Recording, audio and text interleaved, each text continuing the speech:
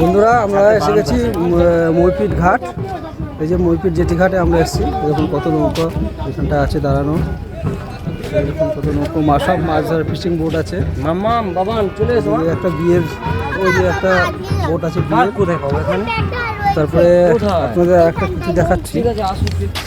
দেখুন একটা জিনিস, এটা সুন্দরবন আসলে হয়তো আপনারা কেউ কেউ দেখেছেন, কেউ কেউ দেখেননি।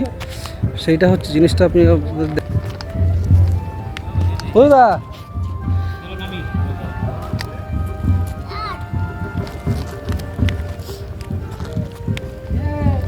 এরকম ঢাল আছে।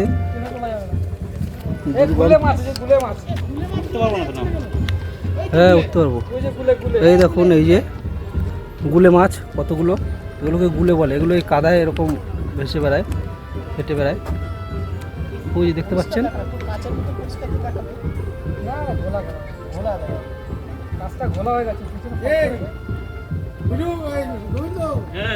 আমার নিয়ম দেখছি ওই যে বলেন যে গাড়ি যাচ্ছে না ভাই, 5 পাক ঘোরা, 3 পাক ঘুরতে তারপর যাবে। তো ওখানে ঘুরবে 3 পাক? হ্যাঁ 3 পাক না 5 পাক, 3 পাক। এই দেখুন এই যে এই যে একটা গুলে মাছ, এই যে এটা কাদের উপর থাকে। চলে এসেছি না, না ভিডিও বানাচ্ছি। এই দেখুন এই যে গুলে মাছটা, এটা কি গোল মাছ? গুলে মাছ। এর পা এর এই যে এর হাত আছে, হাত দিয়ে এই দেখুন হাত দিয়ে হাঁটছে। এই দেখুন এরকম, এই দেখুন হাত দিয়ে হাঁটছে। একদম গড়াতে গড়াতে একদম এইটা সুন্দরবনেই দেখতে পাবেন, এছাড়া কোথাও দেখতে পাবেন না। এই দেখুন এই দেখুন, আবার এরা কাদার মধ্যে ঢুকে যায়। এই দেখুন এই দেখুন, এইখানেও আছে, এখানেও আছে। এই কাদার মধ্যে ঢুকে গেল, এখানে একটা কাদার মধ্যে ঢুকে গেল। এখানে দেখো এই ওইখানে বড় বড় এসছে। এই দেখুন এই দেখুন, এই দেখতে, এই দেখুন একটা যে দেখতে পুরো ল্যাটা মাছের মতো, কিন্তু এর আবার একটা সামনে হাত আছে, এই হাত দিয়ে এরা হাঁটে। এই দেখুন গুলে মাছ।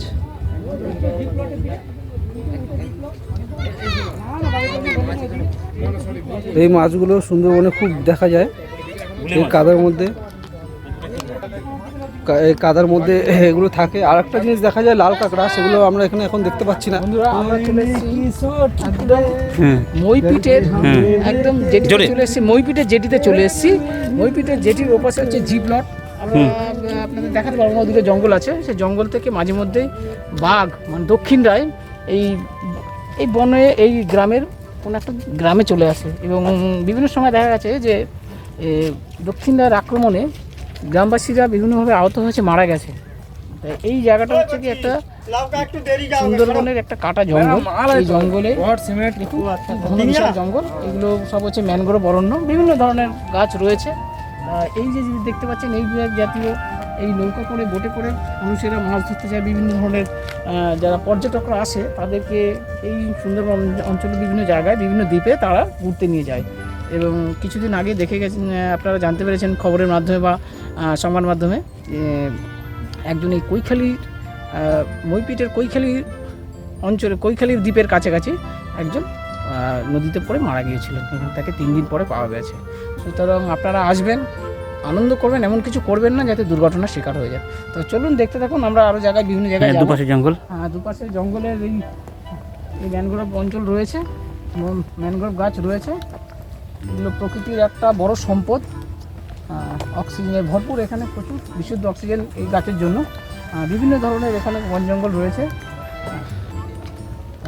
আমরা এই মাঝখান থেকে চলে যাবো, এখন অন্য একটা জায়গায় যাব, দেখা যাক। চলো দেখতে থাকি। আমরা এখন দুদিকে, ডান দিকে এবং বাম দিকে জঙ্গল এবং মাঝখানের যে ঢালাই রাস্তা, সেই রাস্তা দিয়ে যাচ্ছি। একটা রোমাঞ্চকর শিহরণ আছে এখানে,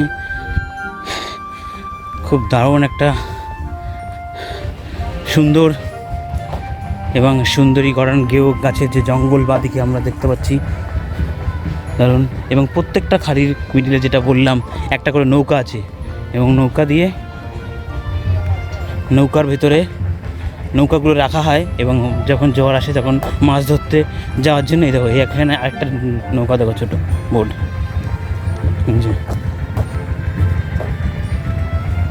ঠিক আছে কাঁকড়া, এবং আমার বন্ধুরা ওই যে চলে গেছে অনেক দূরে যাচ্ছে। চলো একদম শেষে গিয়ে দেখি কি হচ্ছে।